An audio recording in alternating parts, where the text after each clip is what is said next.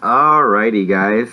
So, welcome back to my channel. I know it's been quite a while, but I did want to kind of make some more of these videos about different celebrities and my astrological analysis of their chart, what I think about their chart, what I think about their future, what I think about their career, stuff like that.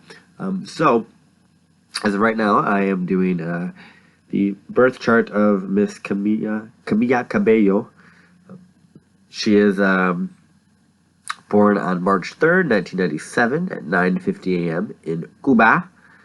She is a Cuban songstress, and she is really popular in America. She used to be with the group Fifth Harmony, and then she left them to pursue a solo career, which is going very well for her. So let's kind of get into this with her and see what we got going on here. So, this is her chart here. I personally use Astro Theme because I personally really enjoy it. I really like the way it's laid out. I like the reading of it. I just like the colors of it. It's just aesthetically pleasing to me. I don't really like other astrology websites. This is just what I prefer. So if you guys have other ones that you prefer, feel free to look at those. You are going to be looking at the same chart I am because it is the same information. However, this is just going to be a little bit easier for me to read personally, because the little things I like about this chart is that when you go over the little planets or the little glyphs or whatever, you can click on them, and then this little drop down menu will come up and it'll show you all the different things that have to do with that actual sign. So with different aspects, different house placement, stuff like that.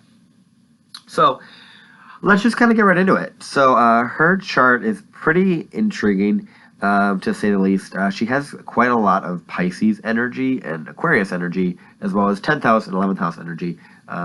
So if you look at it here, this is her Sun, Mercury, Venus. Those are all in the sign of Pisces in the 11th house. Her Mercury and Venus are conjunct in Pisces, which is a very beautiful combination to have. Venus in Pisces is exalted, actually. It's one of the best placements for Venus. Mercury, however, is one of the worst placements for Venus to be in Pisces. But however, I really think that the balance of these two, the mixture of these two, really allow for her to really communicate about her emotions, about her feelings, about artistry in a very unique way.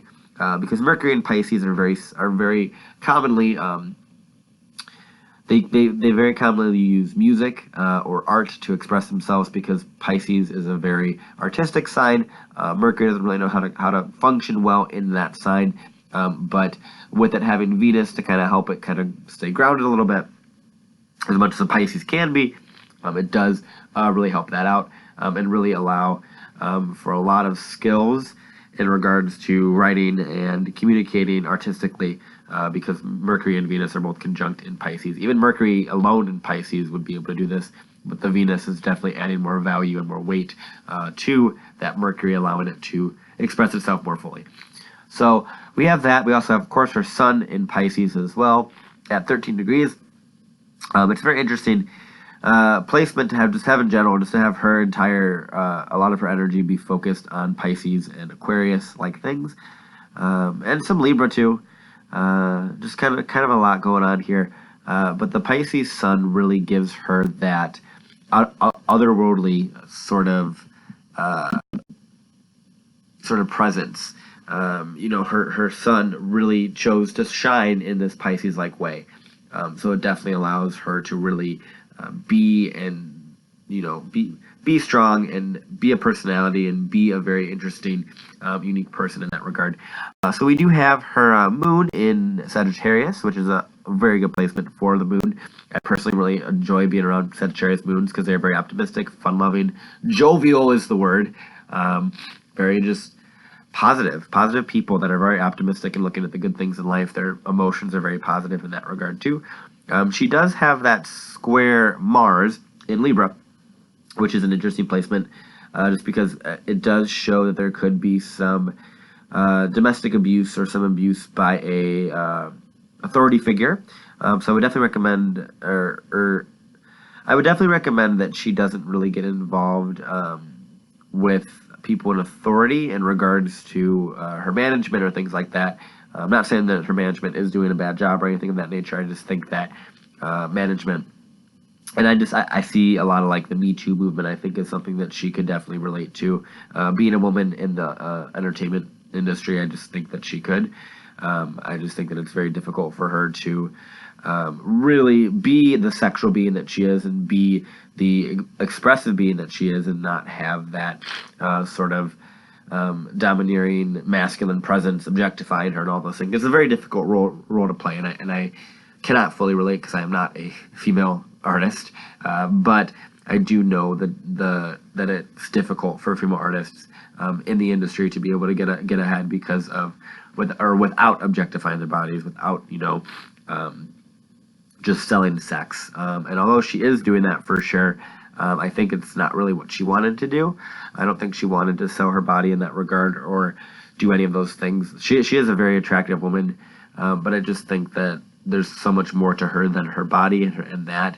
And I think there's a lot to be said about the music industry and about just males in general dominating the industry or dominating pretty much the entire world. White cis males just tend to dominate a lot of things, and we do have. It's interesting here because we have that going back to the Mars and Libra, which is another not the best placement for a planet. We have that opposite Saturn in Aries, which is also not a best placement for a planet as well, and that also shows Mars-Saturn aspects, especially the opposition, show a lot of physical energy being exerted on the self and physical energy being exerted from partnerships or from public relations and things like that. So I would definitely recommend that she definitely works on herself and definitely stays in tune with her body and stays in tune with what she is, what her body needs, the rest that her body needs, the nutrients her body needs, the exercise her body needs. All of those things I think are really important. But I do see a potential for some sort of abuse to the body or some sort of, whether that's, abuse to the body, but in regards to a different person inflicting that abuse. So I could definitely see her getting emotionally involved with a man and having that man not be the most the best and most supportive man in that nature. And I'm not saying that Shawn Mendes, who she is supposedly with, is not helping her with that regard, because Mars and Saturn opposition, Mars Moon square can still be positive. It's just those are aspects that need to kind of be worked on. And seeing as the Mars Saturn opposition is the only opposition she has in her chart, I would definitely say that it does seem that that's the biggest thing that I'm seeing. I do see a lot of Pluto squaring her Venus, Mercury, and her Sun, as well as Pluto on the 7th house cusp.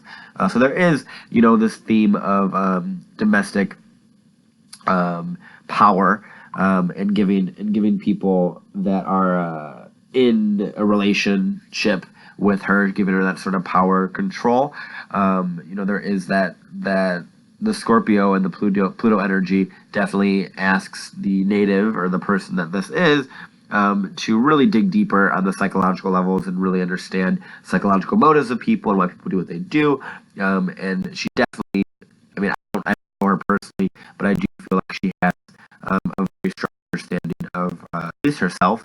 I don't know if she knows exactly what she's getting into in regards to the music industry. I think she does, and she definitely has a lot of support being from what I've seen, her being rise to fame and things like that.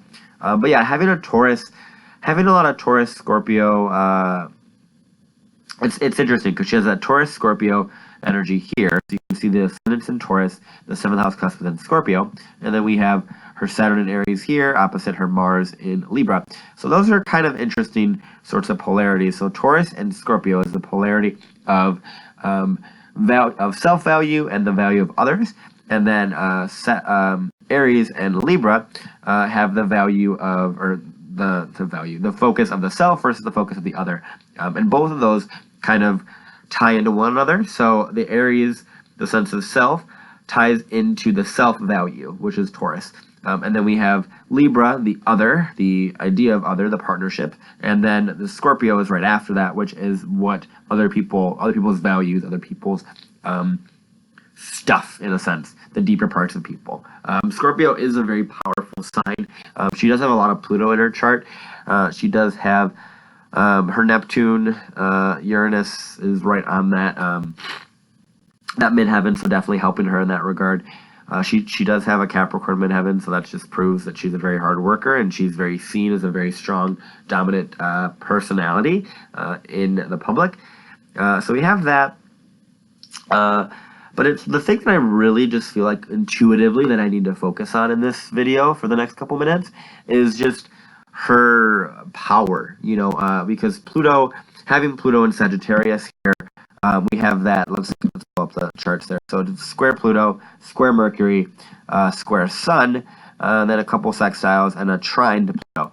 So with those squares that we have to all of her Pisces energy that she has going on, there's definitely a power struggle, or at least some motivational things that she really has to get through, and really dig deep in her own psyche and really understand her motives and understand her why and why she's doing what she's doing and why she keeps creating, and use that power and use that pain and use what she has gone through, what she's experienced, and use that to better create and better sustain and love people, because Pisces and Mercury and Pisces and Venus and Pisces and Sun in Pisces is all about that sort of never-ending love from God or from some sort of higher power. And I definitely believe that she definitely has that going for her as well. And then obviously we have the Pluto on the 7th cusp, or Scorpio on the 7th cusp, and Taurus on the 1st cusp. So Taurus on the ascendant makes her a very aesthetically pleasing individual and a very beautiful individual, but having that Scorpio on the opposite end of that does make a lot of her partnerships very intense, very deep, very transformative. So I definitely think that that's something she really needs to focus on, really digging deep into people's psyches in regards to why people are doing what they're doing to her, and really demanding respect and demanding that she be treated as an equal, because I do think that she's not treated as an equal as a female in the music industry, and I think she definitely needs a little more recognition and a little more oomph and a little more be seen a little bit more. So then we have that, and then obviously there's the Libra Aries, which also kind of coincides with what I just said on a lesser level, but just really asserting the self and asserting boundaries and asserting, standing up for yourself and stand up for what you believe in is a very Saturn and Aries thing.